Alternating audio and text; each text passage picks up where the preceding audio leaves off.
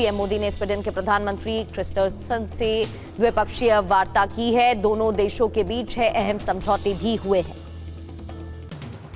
Sweden के साथ समझौते में रणनीतिक साझेदारी, 5 साल का रोड मैप, आर्थिक तकनीकी क्षेत्र समेत कई मुद्दों पर डील हुई। पीएम मोदी ने प्रधानमंत्री क्रिस्टर्सन से मुलाकात की। प्रतिनिधिमंडल स्तर की बैठक में भी शामिल रहे। व्यापार, रक्षा समेत कई मुद्दों पर चर्चा की गई। स्वीडन में प्रधानमंत्री मोदी ने दिग्गज कंपनियों के सीईओ के साथ मुलाकात की है। भारत में डिजाइन और इनोवेशन के लिए आमंत्रित किया गया। पीएम मोदी ने यूरोपीय आयोग की अध्यक्ष उर्सुला वॉन डेर से मुलाकात की है।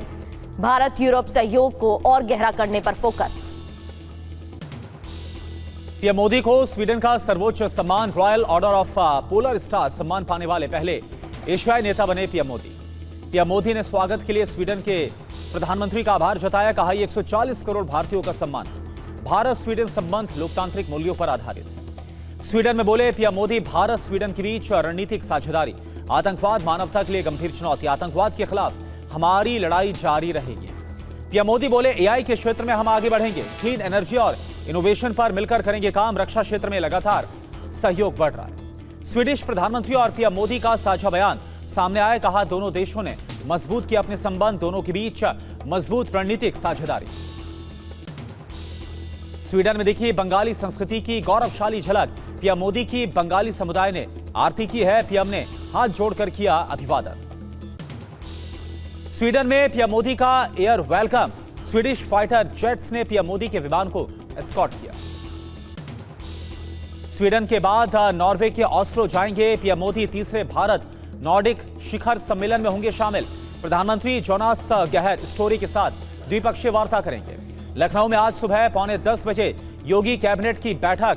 मंत्रिमंडल विस्तार के बाद योगी कैबिनेट की होगी पहली बैठक। यूपी में 8 नए मंत्रियों को बांटेगा विभाग। भूपेंद्र चौधरी को सूक्ष्म लघु एवं मध्यम उद्योग, मनोज पांडे को खाद्य एवं रसद नागरिक आपूर्ति, अजीत पाल को खाद्य सुरक्षा एवं औषधि प्रशासन, सोमेंद्र तोमर को राजनीतिक पेंशन सैनिक कल्याण का मिला विभाग, कैलाश राजपूत को ऊर्जा एवं अतिरिक्त ऊर्जा स्रोत, वहीं कृष्णा पासवान को पशुधन एवं दुग्ध विकास विभाग का आवंटन दिया गया।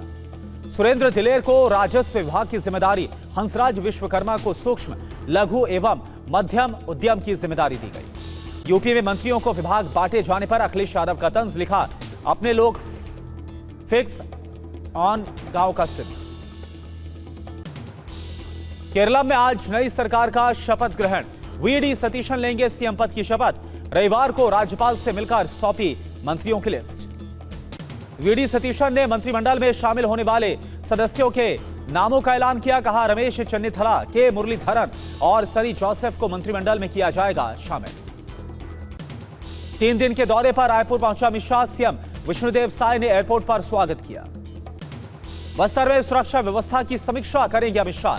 क्षेत्रीय परिषद की बैठक की अध्यक्षता करेंगे। छत्तीसगढ़ में विकास कार्यों का जायजा लेंगे।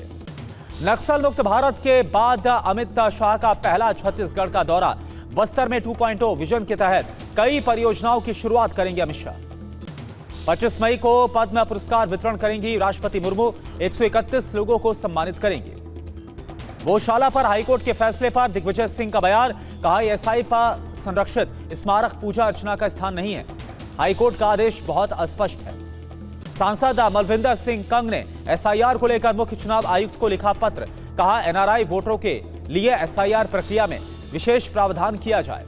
बंगाल में 5 साल बढ़ी सरकारी नौकरी में उम्र सीमा। 40 से बढ़कर 45 साल हुई उम्र। 45 साल तक आवेदन कर सकते हैं युवा।